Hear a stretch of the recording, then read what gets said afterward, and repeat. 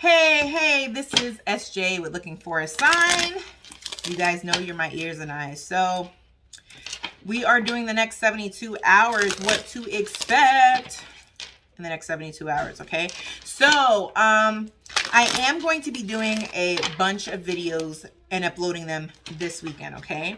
So if you want access to the videos and the extendeds, okay, not just one, but all of them, for $8.88 a month, you get access to all of the zodiac sign extendeds and all of the collective extendeds.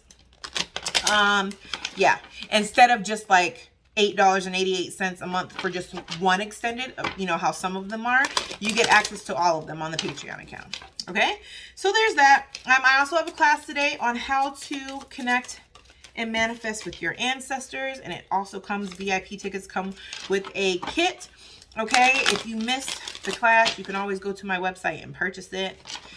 You can also book a personal reading with me through my website. Link is down below. All my social medias are linked down below as well. Okay.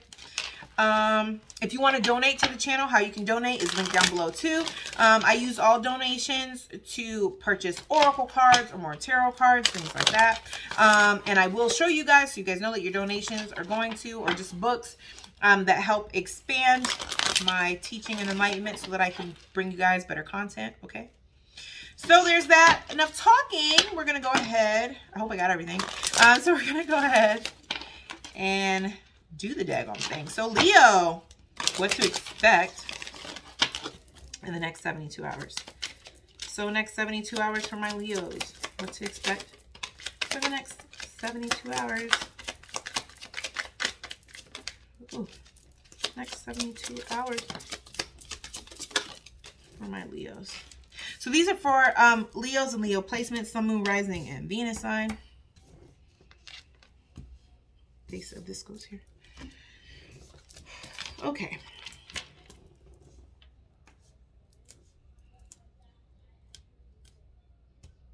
Okay. So here we have insecurity, perseverance, mysticism, complacency, and patience in destiny. Okay, here so we have insecurity. So here when it comes to insecurity, this really just feels like this is a time in your life where insecurity is being heightened. It's literally being heightened because you've gotten complacent with certain patterns and behaviors. I'm hearing codependency and abandonment issues, and this is something that you need to work on, heal, or really work through in your life. Get out of your comfort zone and really heal this issue.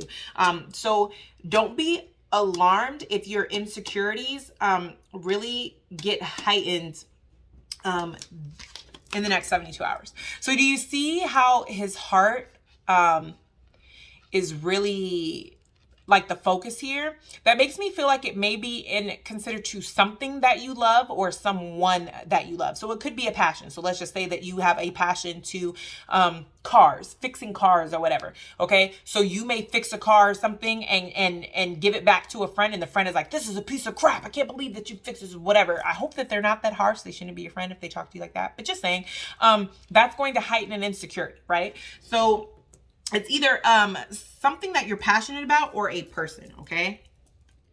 So it's right up under complacency. Complacency is really when we are just like, we're afraid to move out of our comfort zone. We're very complacent where we're at, right?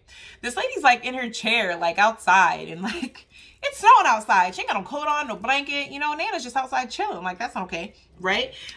But when we're complacent because we're afraid to move forward in a new direction, or we're it's almost like if it's not broke, don't fix it. Like everything is going good in this area, so don't fix it, or this is all we've ever known, so why would I want to move out into a different area? So I'm seeing that you're going to find that in the areas of your life where you're the most complacent, your insecurities are going to be heightened. Or vice versa. I think I said that backwards. So your insecurities are going to be the areas in your life where you're complacent are going to highlight the places in your life that you need to work on where you're extremely insecure. Okay. So I'm also seeing relationship wise. So relationship wise, if your person gets like a lot of attention and you just never really thought that you were a jealous person or just whatever, or maybe, I don't know, like just whatever. And then you start to realize like, I'm really jealous with the attention that they get, or just whatever, or you catch yourself doing things to get attention on social media because you guys were at the store and they got attention or whatever. That's an insecurity, you know? So, all right, that's something to look out for. Perseverance. But here's the thing that is getting me. It's right up under impatience. I really feel like there's something that you're going to be impatient about. You're impatient because, and it's right next to complacency. I really feel like there's something you don't want to be complacent about. So you're trying to resolve it really quick in a hurry, and you're almost impatient about it. It's almost like I can't think of any examples right now off the top of my head, but there's just this feeling of like, let's say that you're, okay, for example, let's say, this is a perfect example. So let's just say that you're complacent and you know this, that you're complacent in relationships because you don't like to be alone, right? And there's somebody that you're dating or somebody that you're talking to or whatever. You're almost impatient with like getting to the point of making it official. So they're your official boyfriend or girlfriend. And this person is just like, why are you so like pushing this issue so much when I told you at the beginning that I just wanted to chill for a little while? And it's because you're so complacent in being in a relationship, which brings out your insecurities, that you're being impatient that like it can't hurry up. And even though it's heightening your insecurities and you're being so impatient, right? To where you're so impatient and your insecurities are being heightened, you're going to end up ruining it. And it's not a stable foundation if you're that insecure and you're pushing the issue that much. But you're persevering anyway. It's like you're getting all these red flags and all these signs that this is not a good idea, that you should not push forward in this area or in this way. And you're pushing forward anyway. Like you're persevering anyway. Not good. I'm not going to say it's not good per se, but it's showing you how being complacent, and it's highlighting your insecurities, prompting you to be impatient. You should not persevere through this. But the feeling that Spirit is making me feel like you're going to persevere through it anyway, because you don't want to be alone, or you don't want to be out of this comfort zone. You're just going to do it anyway. And you're impatient because you want what you want. You want to stay comfortable. You want to stay in this relationship, or like how we use cars. You want to make a living off of, doing cars. You don't want to get a 9-to-5, like how we used the car example earlier. You want to be complacent. And you don't want anybody to try to push you out of your comfort zone before you feel like you're ready, right? And then we have mysticism. So Spirit is telling me to read it. But I know what mysticism has to do with like making assumptions and observing. I really feel like somebody made some assumptions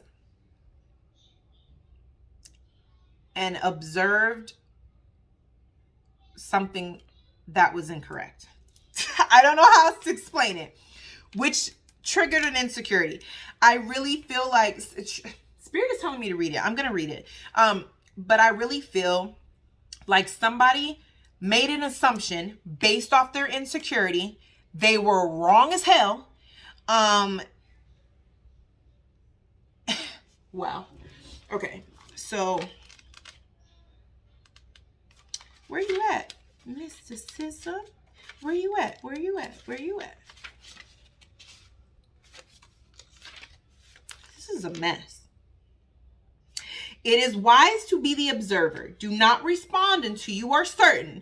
The unknown is not easy, but it is no longer necessary to fear.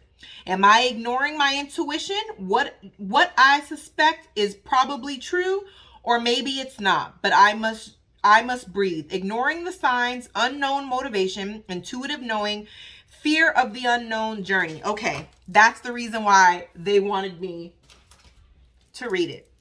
Because this is for two groups. First group, You guys are lurking on somebody's page that you should not. Maybe someone's ex. Maybe it's somebody who commented on your person's page or vice versa or whatever. And you just made these assumptions based off your insecurities. You're in this contemplative type of energy. Your impatience is you want some type of commitment, or you want something and you want to persevere even though you don't have any proof. And I feel like, whoever your person is, they see this as a complete turnoff. They don't want to be in this. They don't see, because this is the destiny card, right? They don't see a destiny with you. They see this as a destined disaster based off of how you're handling this, right? On the flip side, this is why Spirit told me to read this. Somebody's observing something and their intuition is telling them to run for the hills because this is exactly what it freaking looks like. But you're complacent and you're ignoring your intuition because you want what you want. Your insecurity of being alone. Your insecurity of things not working out the way you want them to work out. And you're impatient because this person is dragging their feet. This person they're dragging their feet. All the red flags you're ignoring, and you're going to persevere anyway, right? Because you're complacent and you're going to do what you want to do. You're going to stay in that place because that's what you want to do. And you're ignoring your intuition. You're just going to pretend that you didn't see what you thought you saw. And the destiny of the situation, right? Do you see how it's like two people? I don't know if they're boys or girls, but it's like a little ninja in black and a little ninja in white. And do you see how it's like they're being counseled by two people? I really get the energy that you've been counseled by your spiritual team about this before. You already know how this is destined to turn out, and you're ignoring it. You're ignoring it because you want this to turn out the way you want it to turn out. You're ignoring all of the red flags. You're ignoring all of it. And it's not going to turn out the way... Okay, so there's expansion at the bottom of the deck, but so is enlightenment. Like, you want expansion, but you're going to get enlightenment because that's not the direction that this is going to head in. Because you want this perfect outcome. That's not how it's going to work out. It's not going to work out. Facade is on the top of the deck. Leos, this is a facade that you're holding on to. You want this so bad. And I feel like there's somebody that told you that this wasn't going to work, and you want to hold on to this so bad to prove them wrong so bad that you are literally walking into a destined disaster. So, okay, as a tarot reader, I can't give you advice, but as a life coach, the only thing I could advise you is Spirit is just going to loop around this lesson until you learn this lesson.